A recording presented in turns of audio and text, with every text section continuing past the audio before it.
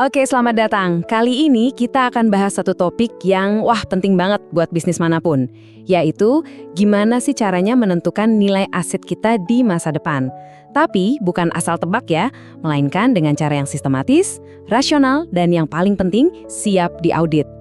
Coba bayangin deh perusahaan Anda beli mobil operasional baru atau mungkin mesin produksi hari ini. Pernah kepikiran nggak nanti di akhir masa pakainya kira-kira nilainya jadi berapa ya? Nah, mendapatkan angka yang pas untuk ini tuh krusial banget. Jawaban untuk pertanyaan tadi itu ada di satu konsep yang namanya nilai residu. Gampangnya gini, nilai residu itu adalah perkiraan atau estimasi kita berapa sih nilai sisa sebuah aset kalau nanti kita jual setelah masa manfaatnya habis. Terus gimana caranya biar kita nggak cuma main tebak-tebakan aja? Gimana caranya supaya angkanya bisa dipertanggungjawabkan? Gampang, semua itu ada di sebuah kerangka kerja 5 langkah yang super jelas. Nah, ini dia nih peta jalannya. Ada 5 langkah. Pertama, kita definisikan dulu aset dan masa pakainya. Kedua, kita analisis karakternya. Ketiga, pilih pendekatannya. Keempat, bikin kebijakan perusahaan. Dan kelima, jangan lupa ditinjau lagi secara berkala. Kalau kita ikuti 5 langkah ini, prosesnya jadi konsisten dan bisa dipertanggungjawabkan. Pas banget kan sama aturan main di PSAK 16? Oke, bagian yang menarik banget itu ada di langkah kedua, menganalisis karakter aset. Karena kan nggak semua aset itu sama. Coba deh pikirin, laptop kantor itu nilainya bisa anjlok cepat banget, mungkin jadi 0. Beda cerita sama gedung yang dirawat baik, nilainya bisa tetap tinggi bahkan setelah puluhan tahun. Sekarang kita masuk ke bagian yang paling inti, yaitu langkah ketiga. Di sini kita akan lihat ada 3 alat utama yang bisa Anda pakai buat melakukan estimasi. Alat yang pertama, dan ini yang paling disarankan, adalah pendekatan pasar. Maksudnya, ya kita lihat langsung ke dunia nyata, ke kondisi pasar. Intinya simpel, kita kumpulin data dari lapangan. Misalnya, aset Anda punya masa manfaat 10 tahun. Coba deh riset aset-aset sejenis yang umurnya sudah 10 tahun, sekarang ini dijual dengan harga berapa di pasar barang bekas. Nah, itu bisa jadi patokan. Tapi gimana kalau ternyata nggak ada pasar barang bekas yang aktif untuk aset kita? Nah, disinilah pendekatan kedua ini jadi solusi yang sangat praktis. Coba lihat tabel ini contoh yang bagus banget.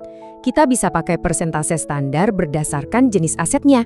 Misalnya, untuk kendaraan, kita bisa tetapkan nilai residunya di kisaran 20-30%. Ini bikin kebijakan perusahaan jadi konsisten dan gampang diikuti. Dan yang terakhir, pendekatan ketiga. Ini bisa dibilang pendekatan main aman. Apalagi kalau kita kesulitan banget buat bikin estimasi dan pengen semuanya aman waktu diaudit.